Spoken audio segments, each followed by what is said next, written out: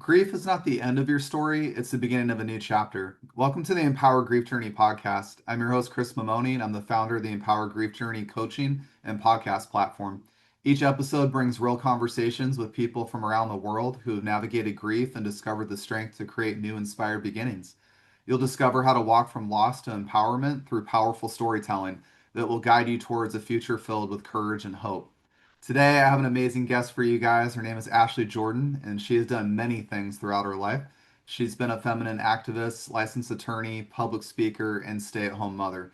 But most notably, however, she's a well published journalist with her works appearing in the New York Times, the Washington Post, the Guardian, the HuffPost, among many others. And today, she lives in Milwaukee, Wisconsin with her three children. I brought Ashley on the show because she has a very unique grief story, and I'm going to let her share that with you guys here in a second. But it's often a part of grief that I think some of us have actually gone through in life that we've never really actually acknowledged fully and understood the impact that that moment can have on a young age, where Ashley's story begins. And so, without further ado, I want to introduce you guys. Ashley, welcome to the podcast. Thank you, Chris. It's great to be here. Thank you so much for having me. Yeah, thank you for holding off for so long. I know it's been a month or two since we last talked, and I really enjoyed our first time meeting because you did share a powerful story about losing somebody very close to you at a very young age. And I think it's an age where we don't fully understand grief and loss as well as we do as adults, and we're not exposed to it typically until much later in life. But you had the opposite happen, where you experienced this loss at a very young age, and it was something that impacted you through a big chunk of your life. So I'm excited to have you share with us and listeners today. Tell us a little bit about that story. Absolutely. So I'll start at the very beginning. Um, from the time I was, I'd say 6 or 7 years old, I had a childhood sweetheart named Daniel, and we were, it was so funny because even in childhood, it's like those connections where you almost recognize each other right away. And it was like that even at that tender age where, we just saw each other and we never looked back. And so, as little first graders, it was little notes like, I love you, love Dan. And, and, that continued, all the way up to junior high school and, then manifested as long phone calls talking about, the bands that Daniel's sister liked because she was older. And so whatever Lisa liked must be cool. And trips to the mall and the movies. And, you know, it was just this beautiful bond, this loving presence that was always there for me. And I always say that love, we don't always recognize true love when we're in the presence of it, but we always feel it. We always feel its absence. And so I don't think I consciously knew what his presence, what that quiet love meant to me from, first grade on until, we were in junior high school and we were, getting ready to actually be able to kind of start dating, really. And we had gone on a couple of like little dates. But I think the bond between us was so strong that it scared me. I didn't really know what to do with a love like that so young. And so I pushed it away. I retreated and I didn't return his phone calls. And I know that it hurt him.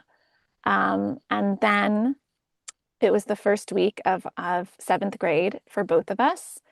It was the Friday right before, it was about 48 hours before my 13th birthday. And Dan was killed unexpectedly in a very fluky, traumatic accident. And it was so interesting because it was like, I remember it happened on a Friday night, um, August 30th. 1996. And I woke up Saturday morning and I was having cereal in the kitchen of the house I grew up in.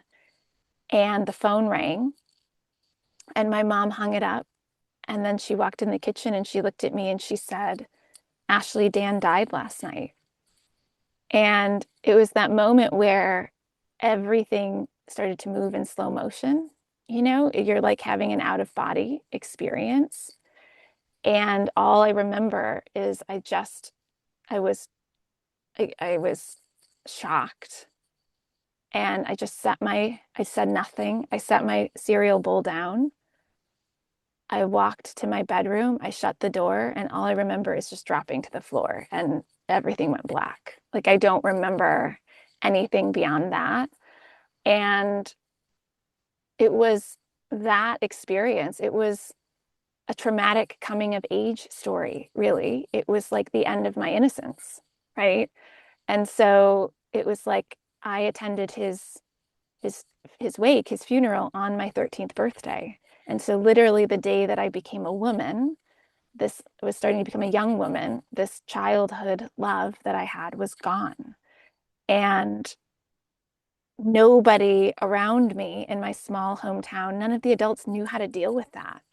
You know, nobody knew how to deal with the loss of someone so early beyond what we deem um, like what we can even conceive of. We can't conceive of deaths like that, deaths of children.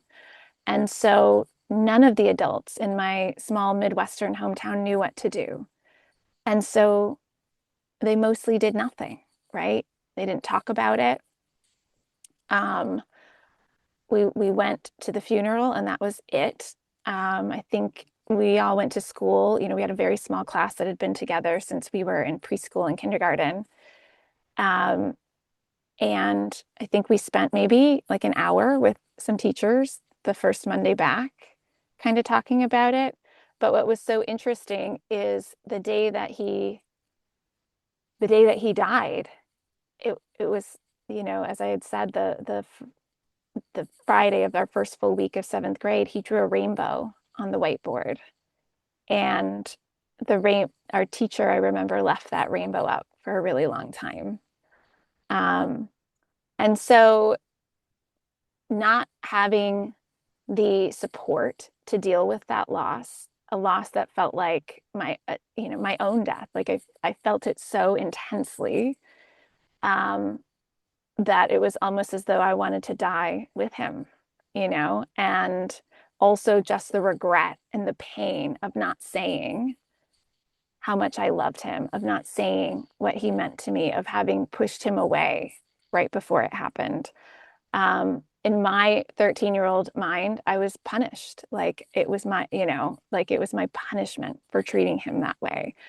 And not knowing what to do with that trauma and not having the support in my life to deal with it, I did what so many of us do. At 13, I closed my heart. I was like, I'll never hurt this way again.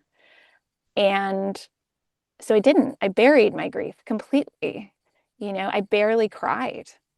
I had to attend a surprise birthday party the same day I found out he died.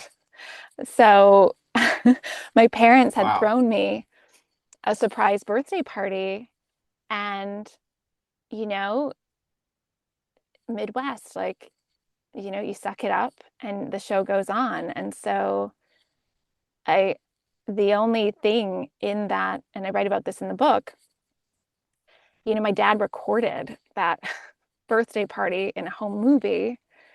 And the only indication that something is terribly wrong and something horrible has happened is that when I walk up to this surprise party in this park pavilion, my dad's behind the camera and he says, "That's one sad baby girl today. That's one sad baby girl." And that's it, right? And so, but trying the trauma of trying to of suck it up, smile, right? Like the show goes on. I think so many people know that because even when you're allowed to grieve, we know culturally you only get people only give you a pass for a very short period of time. And then it's like, okay, but like now let's go back to normal, right? Like now Yeah. you've had your period and now like put a band-aid on it.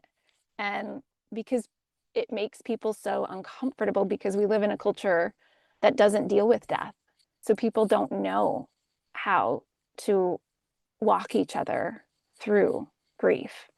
And so I completely closed my heart. I completely buried it at 13 and never thought about it again until an unexpected trigger cracked me open at 37. What happened at 37? So,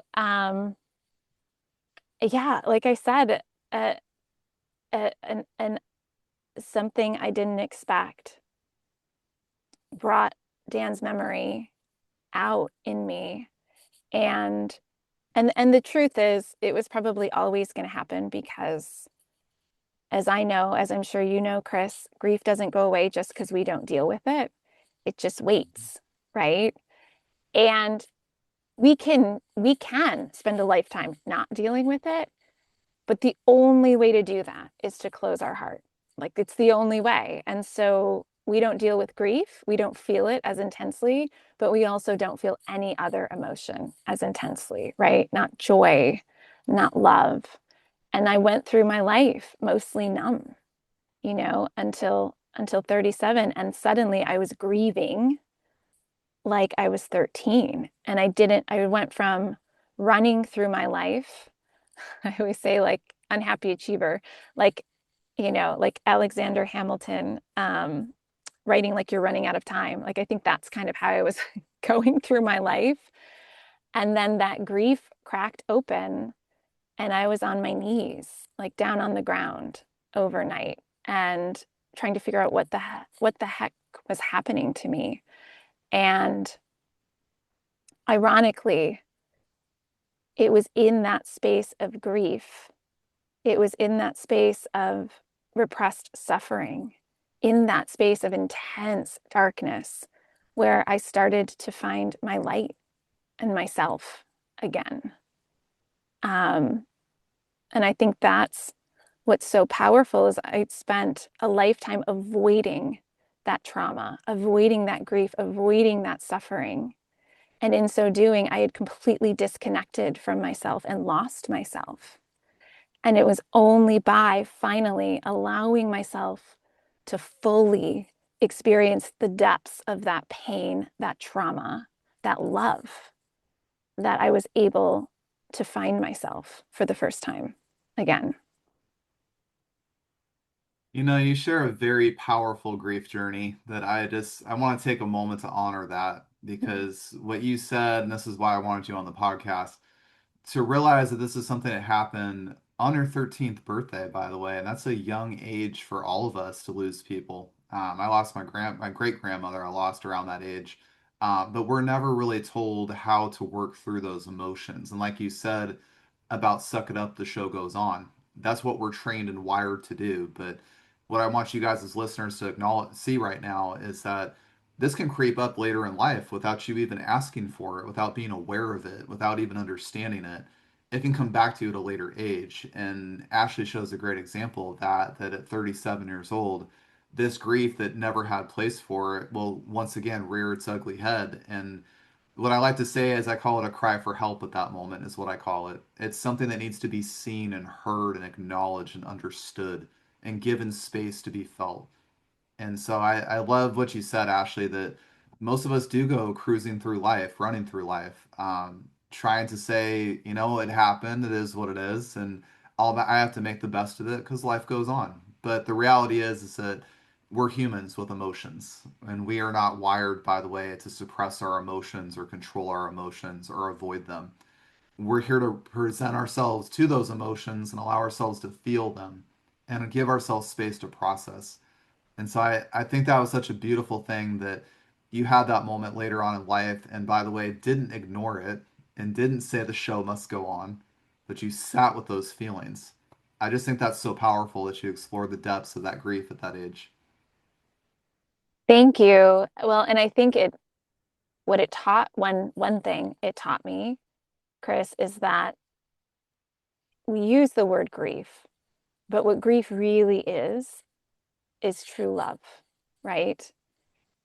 Deep grief is true love expressing itself, and true love never leaves us. And I think that's the most powerful thing about my story, is that it shows that the legacy, the strongest legacy, the most powerful legacy most of us can hope to leave behind is true love. And I think that Daniel's story is so poignant because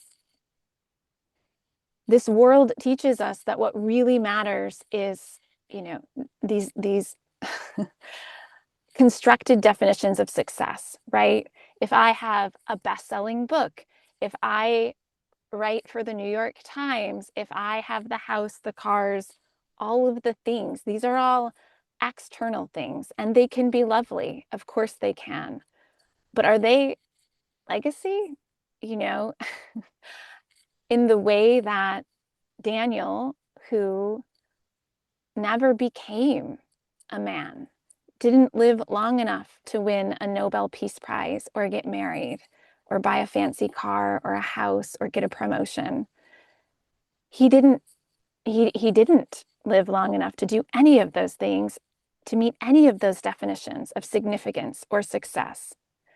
And yet, his is the only grave I ever go to. Anytime I go to my hometown, you know, decades later, I still try to carve out time to leave flowers in memory of someone who meant so much to me, who changed my life, without whom I would not be here having this conversation with you. I would not have published with the New York Times. I would not have a book to share and to connect with folks over. And that to me is the most beautiful thing, right? Is that what truly outlives us, the real message, the whole point of all of this is that love is all there is. It really, truly at its core is. And that's what grief is. And that's why grief is so important. And that's why these conversations are so important, because the transformative power of grief is the transformative power of true love. I couldn't agree more with you about that. And I think that's why, by the way, Daniel may have never gotten the opportunity here in the physical world to achieve all those things that we deem success or we deem some big achievement of life. But truth be speaking, if I can be very honest with you, I think he achieved the biggest accomplishment you can have in life, which is true love for someone. Um, you're making me reflect a lot on the moment I lost my son, Caden. You're making me reflect on that so much because I talk about my kid all the time. There's not a day that's gone by in 3 years I've never thought about him.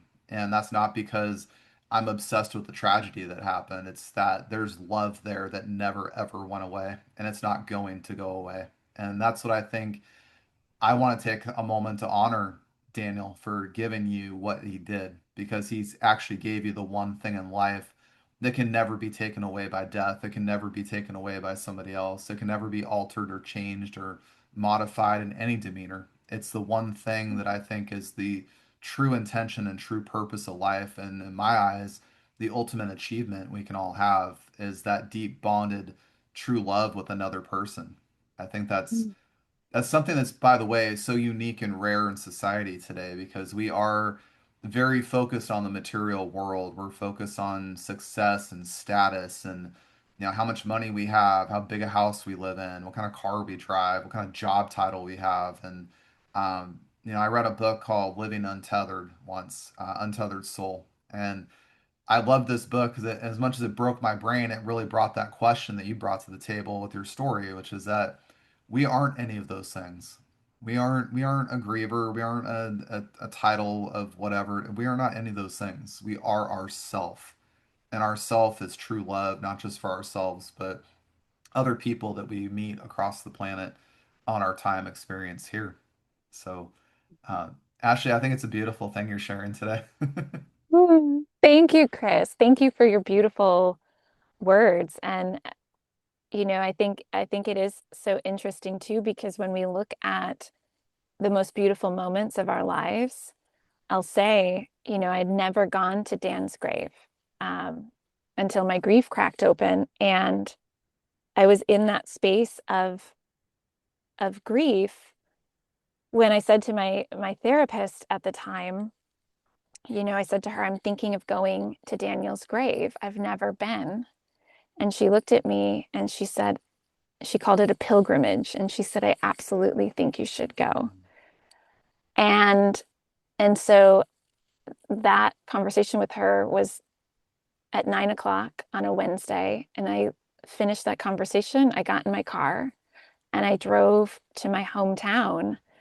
And I didn't even know if I would be able to find it in the cemetery because I had never been. And of course, I found it right away. And it was, October, and it was one of those crisp fall days, and the sun was out. And I went to his grave and I sat down, and it was like the sun was shining directly on my face like a spotlight. And it just felt holy. And it was like I realized in that moment that I felt the way that I felt at 13. Like when he died, it was like the light went out, right? But not just his light, my light went out. And so that moment, 24 years later, at his grave, I felt sunlight on my face for the first time since I was 13. And that moment was, it was, I call it, it was beautiful sadness, right? I was there in grief, and yet it was one of the most exquisite moments of my life. And for the rest of my life, I will look at that time at his grave that day as one of the most beautiful moments of my life that I'll never forget, because of the way that I felt. I was starting to find myself, my own light again in that space of darkness. What did it feel like that time after you went to his grave the first time? 'Cause it sounds, I love the description of a pilgrimage because I do feel in many ways that grief very much is a pilgrimage. I like to call it a journey, but pilgrimage, it sounds really, I love that. I wanted to ask you, you had that moment of sunlight and you talk about light being dimmed and coming back. And I think that's a very powerful, I'm losing my words today, a synonym, if you will, of some kind that, or symbiology is what I'm gonna call it today. Sorry, guys, I'm making words up. Um, it's so symbolic of that moment of just like how you said, I felt the same way through my losses, that light dims. We somehow, there's something missing, there's something not whole in us again. We're really trying to rediscover ourselves in many ways, and not just ourselves, but what does this path forward look like for us? Because that's really the unknown. You went to his grave, felt that ray of sunshine on it. It's called a brutal moment's what I call it, beautiful and brutal at the same time. What was that really like for you after you made that pilgrimage there? How did that help you along your healing journey from that moment? Well, that's a great question. And the way that I write about it in my book, Unhappy Achiever, is in a chapter called Selah, Selah. And I went home and I was like, what do I do with this? Right? How do I walk through this grief? I had no, I mean, fortunately, I was seeing a therapist, but outside of that, I didn't know what was happening to me. I didn't know exactly how I was supposed to deal with it. And so what I did was I started walking in nature. I reached out to someone I had only just met, less than a year before, but who had lost her partner and had a powerful grief journey herself, and was like, Carrie, help. What can I do? And I read a book. Um, I read a book about grief, and in that book, the author talks about the word Selah, which is actually a word taken from the book of Psalms. It's in the Bible, and from a theological standpoint, the actual definition of the word, the actual there's no definitive meaning of the word, but it's thought to mean like a break, a rest, almost a musical beat, right? A pause, a sacred pause. And the word Selah is so perfect for grief because grief is the breath, the beat, the sacred pause that losing someone to death forces us to take. And so that was the energy that I think I was inhabiting after the pilgrimage to Dan's grave. I was in this liminal space for the first time, right? Walking in nature, sitting with myself, journaling, processing through the waves of pain and emotion pouring through my body and into my psyche. And it was quiet for the first time, right? Everything around me suddenly stopped. I stopped. And it was in that it was a sacred space that I was inhabiting. And it was, as you said, fruitful, beautiful sadness, right? I started to find light in the darkness, and the light is our own hearts, right? Like it is in that space of healing, we have to connect with our hearts, right? We can't disassociate from it. I couldn't disassociate from my own heart anymore. So I was breaking down the walls and letting the waves of feeling wash through me for the first time in my entire adult life. Real feeling, you know. I think that's such a beautiful moment to give yourself because you were brought up very much in that environment of, the show must go on. I haven't gotten that phrase out of my head since you said that. And it's very true. A lot of people don't understand that haven't gone through a loss, a really heavy one. People who haven't had that experience yet in life don't understand that we oftentimes we feel like we're standing still in the middle of a busy subway station at rush hour in New York. You're literally just standing here and everything's going like this beside you. And it doesn't slow down, it doesn't stop. You're right, the show goes on. But for those of us that go through loss, somehow our brain sees that and goes, I can't. I literally can't. And I think instead of, forcing people to suck it up, because I've been there too, and saying things like, it'll have another experience again, or this will get easier over time, things like that. We should be telling people, you're where you need to be right now. This is the place where you ultimately are destined to be. And this is everything that happens for us. It doesn't happen to us. And so to give ourselves space to honor our emotions and honor our feelings. When he's talked about going out into nature and writing, that quiet, that calm, that peace that starts coming, that's when the grief door opens. And it's not this big ugly mess sometimes. Sometimes it's really the rawness of this is how I feel. This is what I've been holding back emotionally.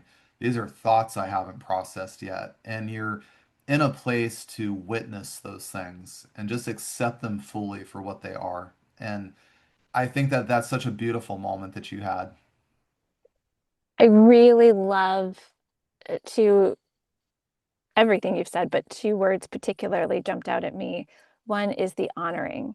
I think that grief is not just an honoring and of the one who we've lost physically, but an honoring of ourselves, right? It is an honoring of hearts.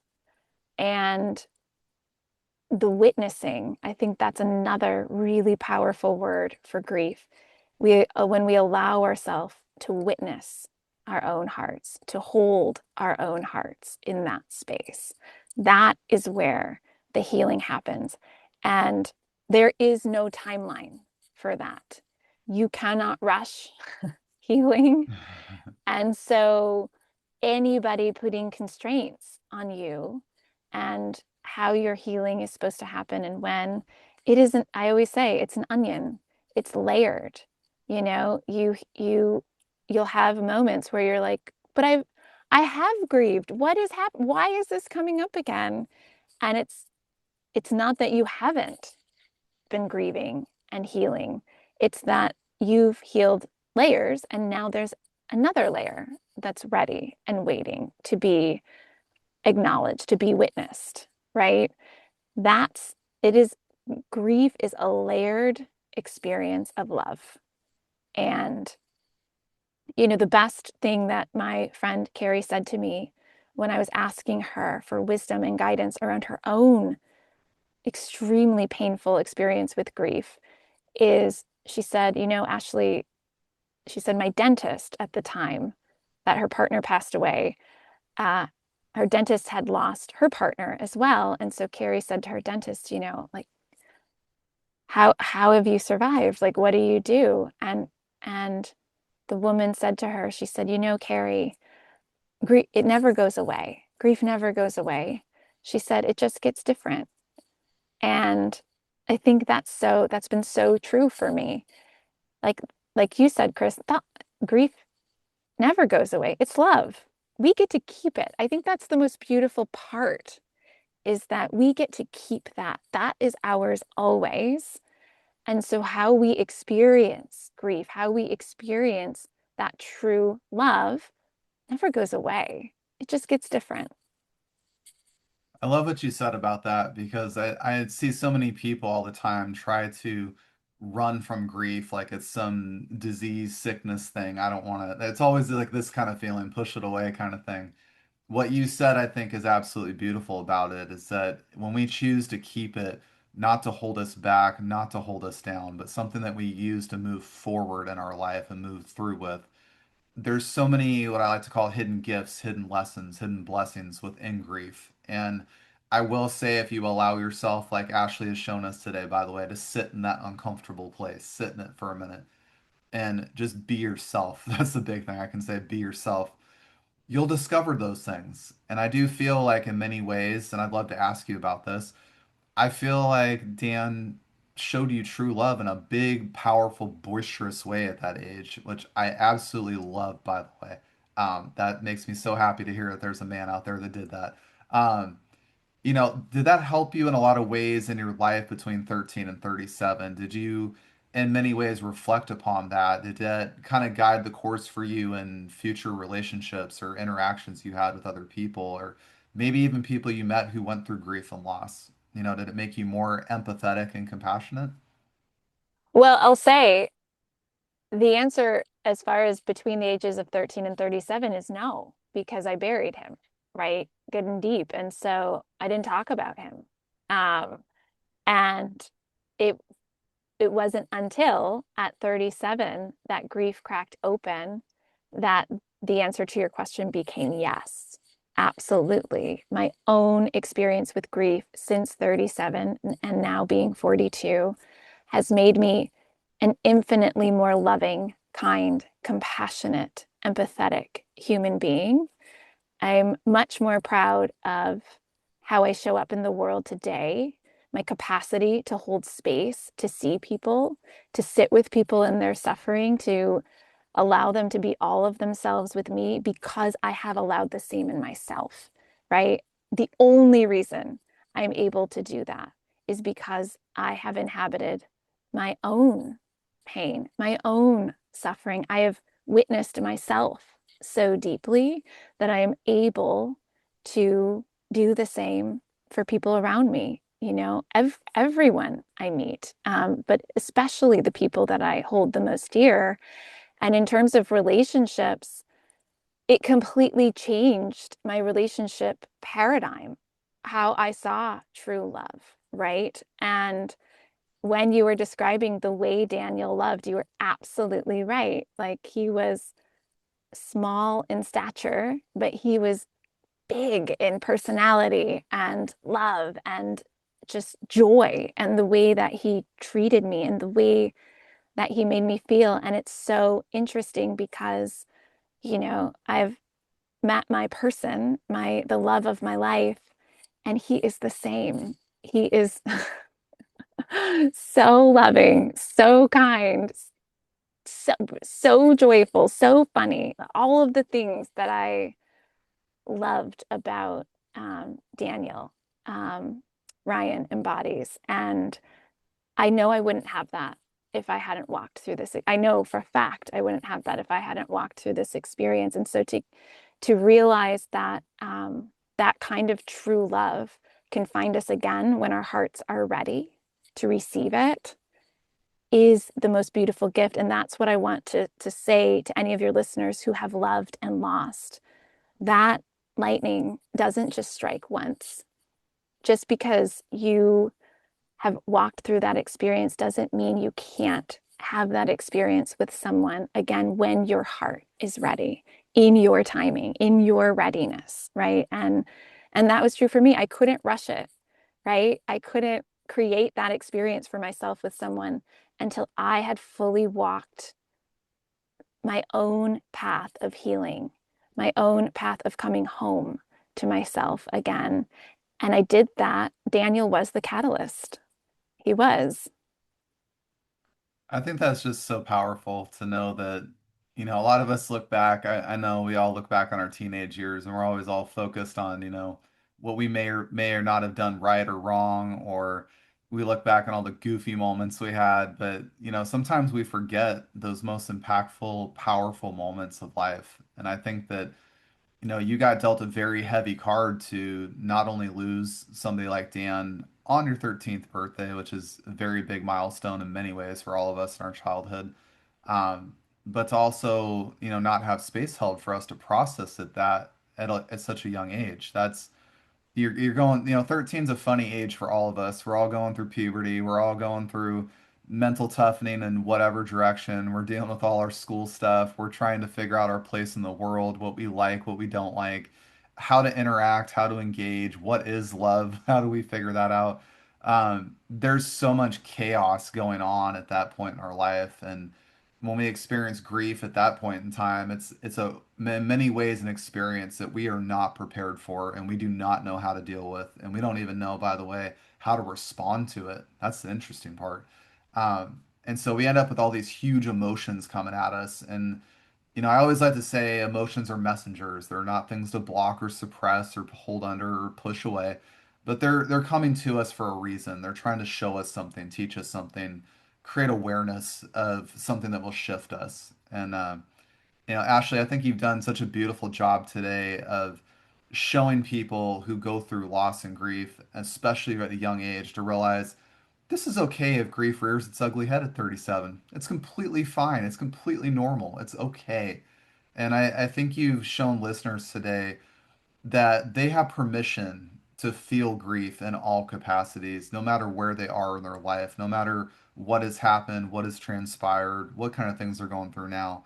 I think you've given a lot of support and a lot of confirmation that we all have our own individual journeys, and let's allow ourselves, by the way, to explore that grief. The show does go on. It does. I'll say that. I don't like it, but it's reality of things. But that show going on part doesn't mean we don't hold space for grief. It doesn't mean that we don't acknowledge ourselves. It doesn't mean that this didn't mean something to us. And so I think it's important to say that the show does go on, but take care of yourself first.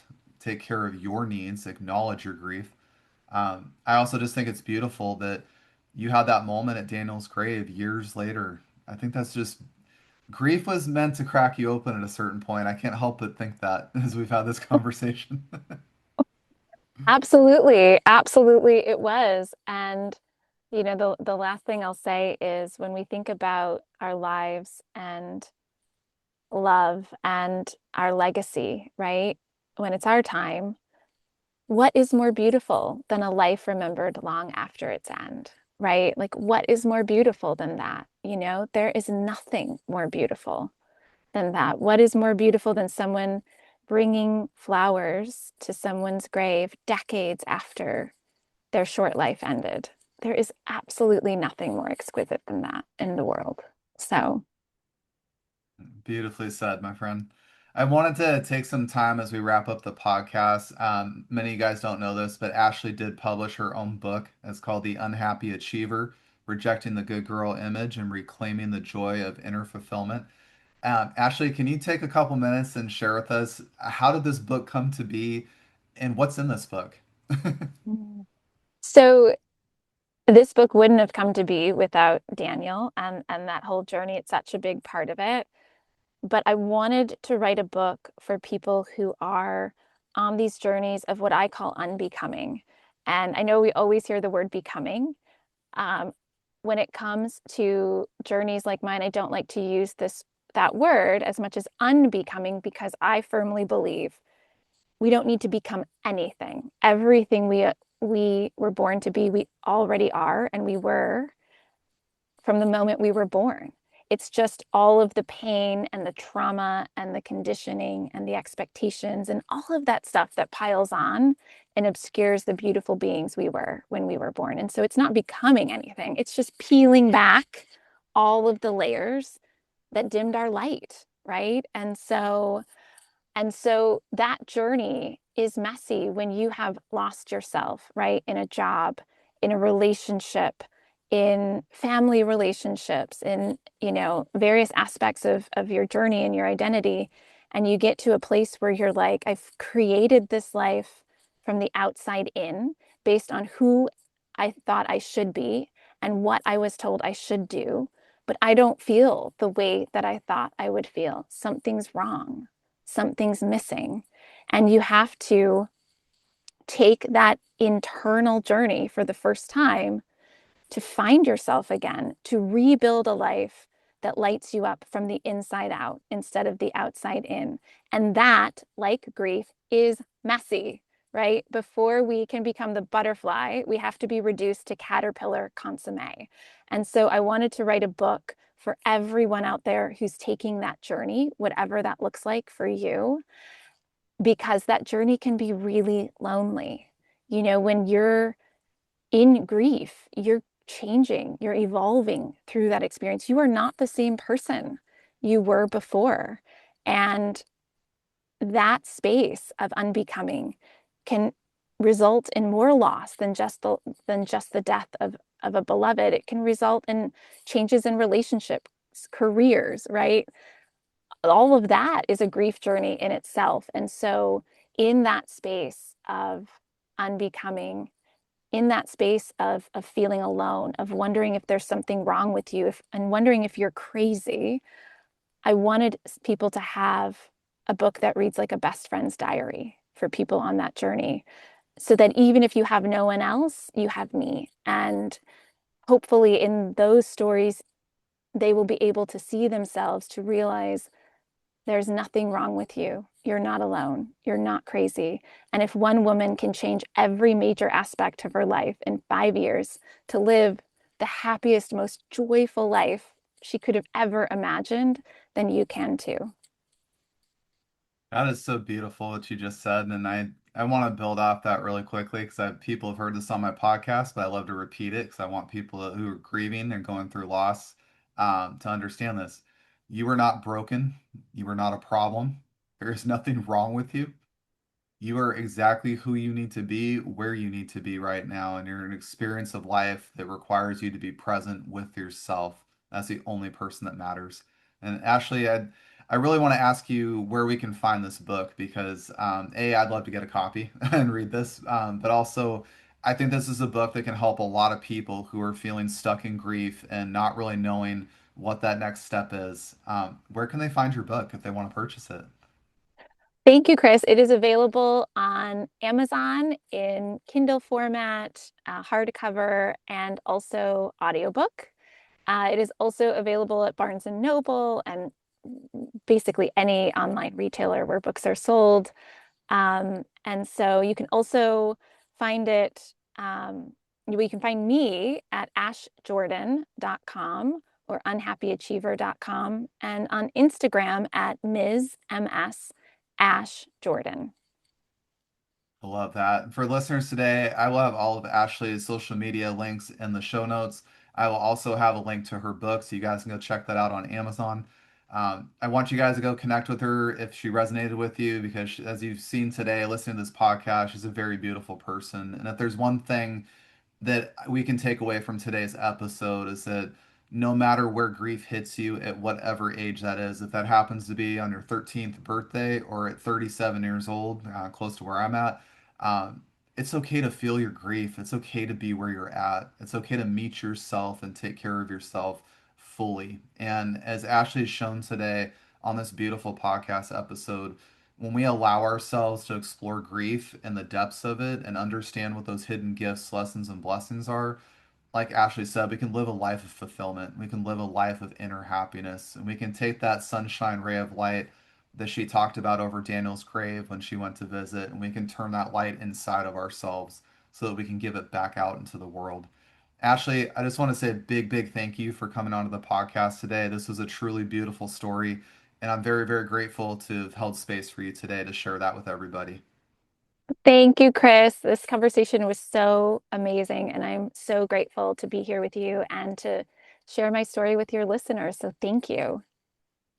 And I want to thank all of our listeners for joining Ashley and I today on this episode of the Empowered Grief Journey podcast. If this episode resonated with you, please share it with somebody you know who could benefit from Ashley's story. For more episodes that are designed to empower you and support you during your grief journey, visit empoweredgriefjourney.com and subscribe to this podcast. You can find us on Apple and Podbean. The Empowered Grief Journey is all about honoring your journey, embracing your emotions, and finding strength in your own time. I want you guys to know you're never alone on this journey, and together we can navigate grief with courage and compassion. Until next time, take your grief journey one step at a time.